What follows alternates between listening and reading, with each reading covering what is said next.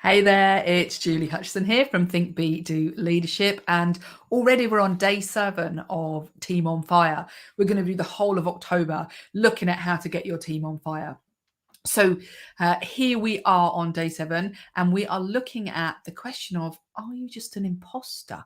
What do I mean by that? Well, I mean that so many people I speak to in relation to growing your business and being the leader in your business, being the boss in your business, the feeling like, oh, this is hard. This is not really me. I didn't plan to be here. I don't really feel comfortable in the role I'm in because I was fantastic when I was just doing, I don't know, accountancy, and I was an amazing accountant, or I'm a great engineer. And suddenly my business has got to a point where I'm the boss. I'm not doing hardly any accountancy or engineering, and I happen to be the one who's leading this business to growth. And it feels like a different role, and it feels awkward and not very comfortable and difficult and stressful, and I wish I wasn't here. Um, and when that happens, the pressure piles on and the stress gets even worse because it's not something that you're used to doing. And so that's what we want to talk about today. Is like, what's the consequence of feeling like that? What's the consequence of not being comfortable as a leader in your business? What happens, and what should you do about it? Because you may be shooting yourself in the foot in your business because you're going to stop that from growing. So that's what we want to talk about today. If you're listening to this live, say hello, please. If you're listening on replay, put #replay. And so let's have a think about this. So you've got a really good business and it's growing.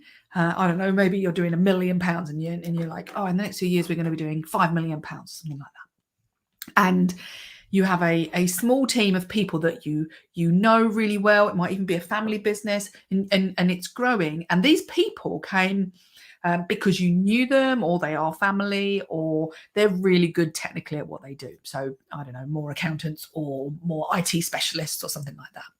And as you're growing, what you're realizing now is that your team is getting bigger. You've got more people in these roles, and you've got more turnover and more delivery to be delivering, whatever that might be. And you're getting further and further away from that delivery. Okay.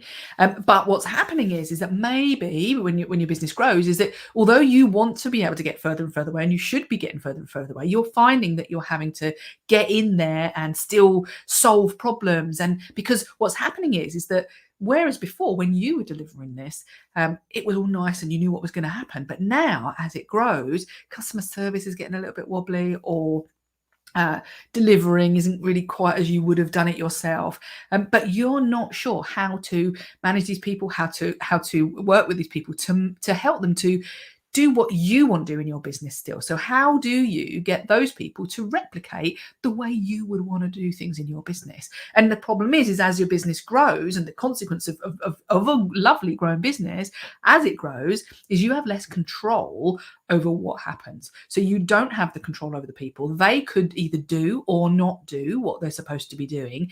And it's almost like a piece of elastic. As the longer it gets, and then it sort of loses the elasticity and it gets a bit wobbly and things start to move about a bit. So as this business grows, you need to be able to trust people to deliver in the way that you would have delivered, but in a much more wider way, where you cannot actually control the things that are going on. You have to be able to trust them to do that, okay, and do it in the way that you would want to do it. Now, the problem is if you are not, you didn't go to university and train in your degree in leadership, or you haven't been on a leadership course, and you have focused massively on your skills, quite right too, then sometimes what happens is that as we find the need for being able to motivate people, being able to inspire people, being able to manage people, all those things, the need grows, but our capability doesn't grow. And then we feel like, oh my God, I don't feel like I'm doing a good job here because it's unnatural to me. I don't feel comfortable. And therefore, what tends to happen is a number of different things. One is that people can avoid being the leader and kind of stick their head in the sand and hope it all is going to go well and not really deal with the things that need to be dealing and not really lay it out in the way it needs to be laid out so that people can perform. So we're kind of setting them up to fail because we're like an ostrich sticking our head in the sand and hoping it'll all go away. It doesn't. Just so you know. Then there's the other way, which is that we just do the best we can and we say what we say, and sometimes we don't always have the communication skills or the people skills to motivate people, to coach people into being able to be confident and capable in the role that you want them to take on. And remember, what leadership's all about is it's not about you, it's about enabling people to do a great job, to helping them to make good decisions in your business, helping them to be capable and confident in your business in the same way that you would have done it. Yes. Or if they've got a better idea, maybe they can choose. But let's go with, for the moment, we want people to be able to replicate the similar style that you would have done it in. So either you avoid it or you kind of just do the best you can, or you get so stressed out and frustrated that you start feeling really bad about those people because they're not doing it the way you want them to do it. And you're frustrated because they're like, what do I do about it? I don't know how to deal with this. So it just gets more and more. And then then the relationships fall down. And you'll get frustrated. They think, oh my God. And so it's even worse. So either one of those, what we're not doing is we're not creating an environment where those people can perform. And so we then feel like we're an imposter in our own business because we don't feel like we're capable anymore. We don't feel like we know what we're doing. And so we don't want to put ourselves up for being the leader because it's kind of uncomfortable. So the problem with that is that, let's think about it. If people in our business don't know how to replicate, aren't confident in making decisions, and they don't have the full capability to do it the way you want them to do it, then it might be that even though they're really good people and they want to do a good job, they can't do a good job, which means probably your customer service is going to go down, your delivery is going to go down, the productivity is going to go down. And you feel even worse because now you wish that you had a smaller business. You wish you'd never grown it because you don't know how to deal with it. And so, what do we do about it? Well, there are three things that we need to do to be confident as a leader. But the first thing, and I just alluded to a little bit there, is instead of feeling like an imposter, like, well, right have I got to be telling people what to do? What right have I got to be in this position? And I don't really know what I'm doing, is to turn it on its head. So, first of all, leadership, this is number 101 leadership is, it's not about you. It's about them. Now, the minute it stops being about you is the minute that you can just breathe and go, oh, it's not about me. I don't have to perform. I don't have to be the one who knows everything. I don't have to be the one who's perfect because it isn't about me. It's about them. Okay. So our behavior will help them to either be enabled or we will disable them. Okay. And what we're looking for are three things. We want to engage people such that they want to be in the room with you, i.e. in your business. We need to excite people to the thing that you stand for, the thing that you're trying to achieve, the cause.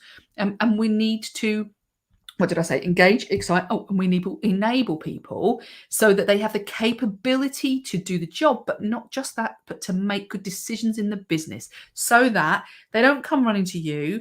They are confident about what they are supposed to be doing and they know how to make that happen. So it's really three things. And you've got to look at that and say, well, okay, if I'm not feeling confident, how can I turn it on its head? Right. We said it's about them, not you. So what we need to look at is what do they need to be able to do those things? What do I need to give them to be able to do those three things? So if I want to excite my team, now I don't mean we're going to tell them they're going to go on holiday. What I mean is we need to excite them for that cause. We need to excite them about what it is. So what do you think we need to do? In simple terms, we need to talk about it. We need to tell them about our passion and tell them what we stand for.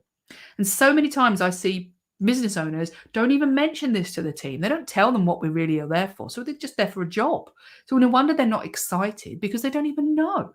So the simplest thing you can do is start talking about why you're doing this business and what you think is important in the industry that you're in, what you're passionate about in terms of that. So if you're passionate about oh gosh, I don't know, accountancy. It's not just an accountant's firm. What is it about your accountant's firm? Why do you do what you do, and why do you do it the way you do it? What do you stand for? What's important to you? And you might say, what's important to me, and what I think is important in accounting is that, I don't know, all small businesses have easy to understand, accessible accountants so that they can work with their business and make it profitable. That might be what you stand for, what you believe. And if you believe in that, then that gives you a guide, and then people around you a guide of how you need to work. Well, if you want to engage small businesses and you want to make it easy, then your whole business is now going to be designed about looking at that and making it easy for them. Make sense? So now your staff know what to do. They know to help people to make it easy. Yeah.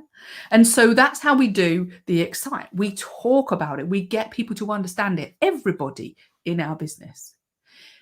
Enable, sorry, can't even speak today. Enable. What do I mean by that? Well, what I mean is making sure that everybody not only has the actual skill to do the thing they do, but they know the recipe for how to make it work in the context of what you're trying to achieve. So if the big picture is the cake, is like, well, this is what we're going to look like, this is what we want our cake to look like, or our practice to look like, then this is what the recipe is, and making sure that they can actually, they know what the recipe is, that's one thing, but they know how to mix up, they know how to crack an egg and all those things. So they know how to break it down, and you are giving them the autonomy to be able to take the risks, to make good decisions based on that and the big picture. Okay, so we need to enable people in that way. And then lastly, we need to engage people. People need to want to be in the room with you. And if you're feeling like the imposter, remember, it's not going to help that relationship, because if you're hiding from of all of these things and talking about things and in working with people, if you're hiding from it or you don't feel capable of doing it, then you're not going to be engaging people. You're not going to be creating relationships and connections with people that make them feel like this is a good place for me to work. I like working with Bob and I want to be here because I trust him, or Georgina, whoever it is, whatever, I trust her, I feel comfortable, she makes me feel good, I feel like I belong, and I want to work hard for them. Okay, so there's 3 things we need to do if we feel like an imposter. In fact, there's 4 things. Is 1, turn it on its head, it's not about you. Then 3 things: am I enabling, engaging, and exciting the people in my business? And if you would like some help with that, because you're like, well, that sounds lovely, Julie, but how do I do it? Then give me a shout, because that's what we do here. And we create great leaders in business so that your business can grow. So give me a shout, message me, or email me if you'd like, and we can speak about how we can make that happen in your business and get you confident and capable leadership within your business so that it can grow. That's Julie from Team Performance, from Think Be Do, and the Team Performance Engine. You take care.